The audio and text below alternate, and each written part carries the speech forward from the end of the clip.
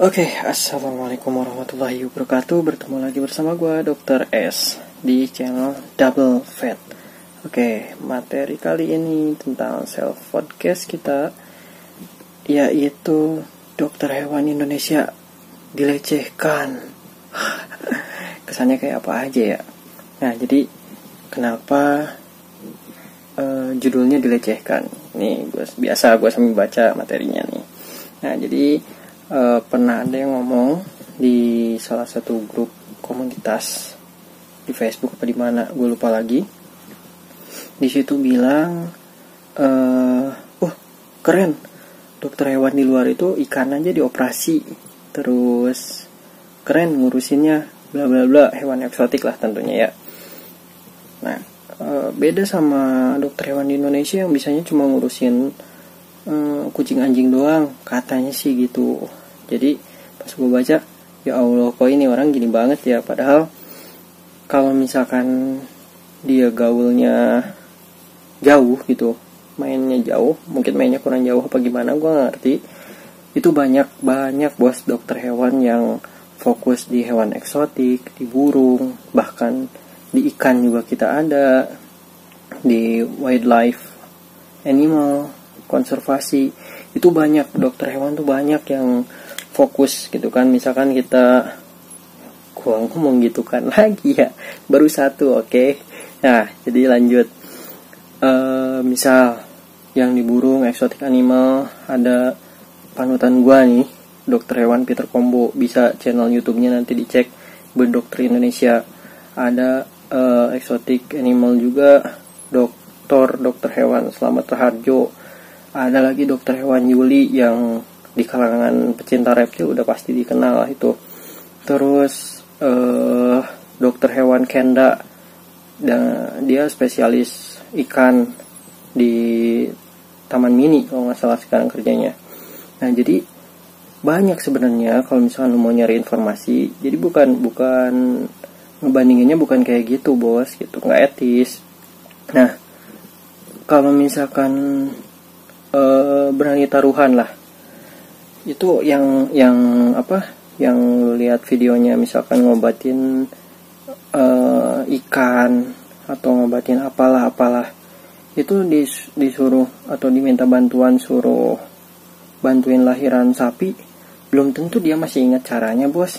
Mungkin ya dia jago gitu ngelihat di ngurusin ikan, ngurusin satwa eksotik, dan lagi di luar itu ya fasilitas memang mendukung. Beda dengan di kita yang karena memang untuk exotic animal, burung eksotik itu sekarang baru beberapa tahun terakhir ini mungkin ya mulai rame, mulai banyak yang hobi. Dan rata-rata di kita juga mayoritas bukan pecinta, yang miara itu ya anjing kucing. Jadi gak ada salahnya dong kalau misalkan dokter hewan itu lebih fokus atau lebih banyak yang menangani kucing dan anjing. Tapi sekali lagi bukan begitu caranya. Kita sebenarnya harus bangga dengan dokter hewan Indonesia juga, karena banyak dari kolega-kolega dokter hewan itu yang malah sudah melanglang buana ke luar negeri, sudah mendapatkan sertifikasi ini dan itu. Banyak bener. Kalau misalkan lo mencari informasi dan bergaul dengan lingkaran mereka, yang mungkin lo bakal tahu gitu. Dan banyak juga dari dokter hewan itu yang tidak keberatan atau tidak tidak ada batasan gitu. Mereka itu banyak juga yang bergabung di komunitas para pecinta hewan. Yang di free fly burung ya, yang di komunitas pecinta reptil ada, di mamalia liar misalkan musang, otter, itu ada juga. Banyak sekarang, banyak dokter hewan tuh yang memang mulai masuk ke komunitas-komunitas. Jadi jadi berbeda lah gitu kan dengan lagi udah 2 kali ya, sorry bos. Nah, susah ini emang gitu kan itu ngilanginnya. Nah, jadi gitu, banyak memang dokter hewan.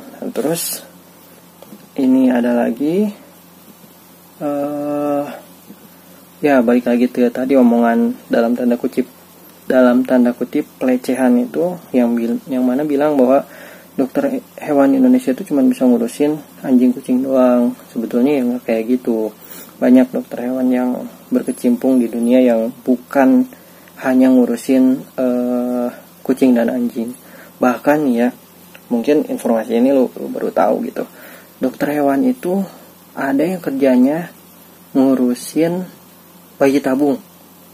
Aneh kan, dokter hewan ngurusin bayi tabung. Tapi itu ada bos yang ngurusin, yang mempertemukan spermatozoa sama sel telur manusia. Itu dokter hewan.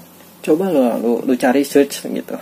Itu ada, bener. Temen gue juga salah duanya mungkin ada yang bekerja di sana. Jadi kerjaannya itu ya membantu pasangan yang ingin mempunyai anak dengan menempuh program bayi tabung. Itu dokter hewan juga yang kerja di sana ada gitu kan. Jadi jangan merendahkan lah, menurut gue itu merendahkan sebenarnya, merendahkan dokter hewan Indonesia gitu. Aduh, tapi ya oke lah, mungkin dia nggak tahu. Jadi dengan channel ini semoga tidak ada lagi yang berbicara seperti itu. Kalau misalkan kita mau mencari informasi, insya Allah lu bakal bangga dengan dokter hewan Indonesia gitu. Banyak yang jadi dosen sudah tentu banyak gitu kan lagi sorry.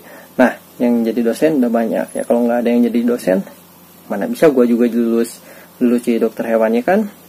Nah, terus ada lagi nih.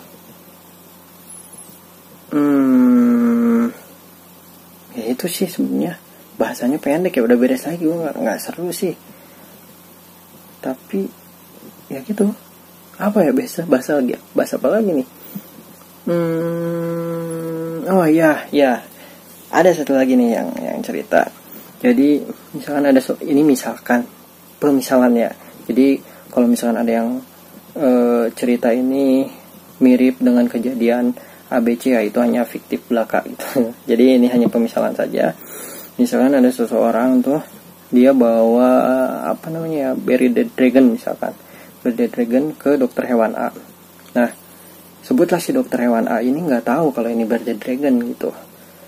Nanya lah dokter hewan A ini, wah kadal apa nih mas? Di depan dokter hewan sih si mas ini memang nyantai gitu. Oh ini bearded dragon dok, asalnya dari sini gitu kan. Nah terus setelah itu ya namanya belum tahu dan bingung ya, jangankan ngobatin gitu. Untuk jenisnya aja dia nggak tahu, misalkan keluarga dokter hewan itu. Nah ternyata si owner ini iseng lah, nanya-nanya, padahal yang ditanya itu sebenarnya dia udah tahu jawabannya itu. Yang dia cuman mau ngetes aja itu. Ada yang kayak gitu. Nah setelah beres misalkan berobat check up di dokter hewan A itu, baliklah tuh si owner bearded dragon itu, akhirnya keluar lah ke teman-temannya. Masa sih dokter hewan itu nggak tahu coba ini bearded dragon, masa dia nanya kadal apaan? Nah ini tuh ada yang kayak gitu bos, makhluk seperti ini tuh ada. Dan gue harap yang nonton video ini jangan sampai kayak gitu ya. Aduh, kalau kata Mang Ade Londok itu lu bukan temen gue gitu. Tapi ya kalau ikan hiu makan tomatnya nggak usah dilanjutin ya. Apalagi yang tit banget itu ya, jangan sampai dilanjutin. Tapi bener, ini tuh kejadian kayak gini jangan sampai lu yang nonton video ini melakukan hal tersebut. Nah setelah dia cerita ke teman-temannya tuh, akhirnya kan udah nggak akan mau lah datang ke situ lagi itu kan, ke dokter hewan A itu. Nah otomatis si dokter A ini nggak akan belajar tentang bearded dragon ini kan. Nah jadi sebagai lover, sebagai pecinta hewan itu ya nggak ada salahnya gitu berbagi ilmu sama dokter hewan, berbagi sharing. Biasanya di komunitas, gue juga banyak belajar di komunitas seriusan, untuk nama Latin, untuk perawatan, untuk jenis asal dari mana. Jujur gue banyak belajar di komunitas gitu, dan dari situ gue mencari informasi, oh ini ngobatinnya pakai apa, ini penyakitnya apa aja. Bahkan kadang-kadang ya teman-teman di komunitas itu lebih tahu gitu penyakitnya apa aja, ya tinggal gue nyari ngobatinnya gimana. Nah itu kan lebih enak gitu, saling itu yang diharapkan sih antara komunitas dengan, itu yang diharapkan dokter hewan di dalam komunitas seperti itu. Jadi saling, ya kan yang enak lu juga gitu. Kalau misalnya si dokter hewan A ini akhirnya dia tahu, terus kemudian dia belajar, di saat lu bearded dragon lu itu sakit lagi kan enak, tinggal bawa ke dokter hewan itu, ya dia udah lebih jago dong dari sebelumnya, ya kan, daripada lu jelek-jelekin, lu gibahin di belakangnya, dia nggak belajar, ya lu juga yang susah nanti nyari dokter hewan gimana. Akhirnya lu ngomong dokter hewan di Indonesia itu cuman bisa ngurusin kucing anjing doang, ya karena ya mana gitu kan, saling berbaginya gitu, saling pengalamannya. Nah itu macam-macam kayak gitu. Jadi dengan adanya komunitas yang dokter hewan juga bergabung di sana, itu bisa saling berbagi ilmu, saling sharing. Itu sih makanya kenapa di luar negeri maju gitu. Nah itu karena pertama banyak yang memelihara hewan-hewan eksotik, fasilitas penunjangnya juga ada, terus belajarnya juga, sekolahnya juga memang ada dokter hewan di sana. Jadi ya negara-negara lain itu lebih dulu dan lebih maju. Tapi bukan menutup kemungkinan kita juga bisa seperti itu loh. Itu udah mulai kok sekarang banyak dokter hewan yang jago gitu menangani burung, exotic animal, reptil, ya termasuk reptil itu kan, terus mamalia musang, apalagi sekarang banyak kucing-kucing yang gede-gede itu kan, serval, karakal kayak gitu. Nah itu kan udah mulai gitu, udah mulai belajar juga dokter hewan itu. Nah jadi itulah, harusnya itu benar ada kerjasama antara komunitas dengan dokter hewan. Katanya kan dokter hewan pengen nggak cuma ngurusin kucing anjing doang gitu ya, dibantulah gitu sama pecinta hewan gitu. Nah itu mungkin dari gua, udahlah gitu dulu aja pokoknya. Pokoknya tetap respect aja, saling menghormati, dan ya saling mendukung. Lebih asik kalau di sebuah komunitas itu ada dokter hewannya loh, bener. Bisa pengobatan massal, bisa medical check up massal gitu, kumpulin cek bareng di situ, itu bisa kan. Terus biaya juga bisa jadi lebih murah kan. Selain itu juga ya lu bisa konsul gratis juga bisa gitu. Jadi kan lebih enak. Makanya hayulah saling menghargai, saling respect satu sama lain. Jadi dan kalau ada apa-apa juga lu gampang gitu, nggak bingung harus kemana. Oke, gitu aja sih paling dari gua. Jadi terima kasih yang sudah menonton video ini. Jika dirasa ada yang tersinggung, gua mohon maaf. Jika ini dirasa bermanfaat, silahkan di-share, like, and subscribe gitu kan, biar nanti bisa nonton video-video gua selanjutnya lagi. Nah, misalkan ada ide mau bahas apa, silahkan tulis di kolom komentar. Nanti gua tampung dan gua cari referensinya biar bisa dibahas. Oke, terima kasih atas perhatiannya. Sampai ketemu di podcast gue selanjutnya. Wassalamualaikum warahmatullahi wabarakatuh.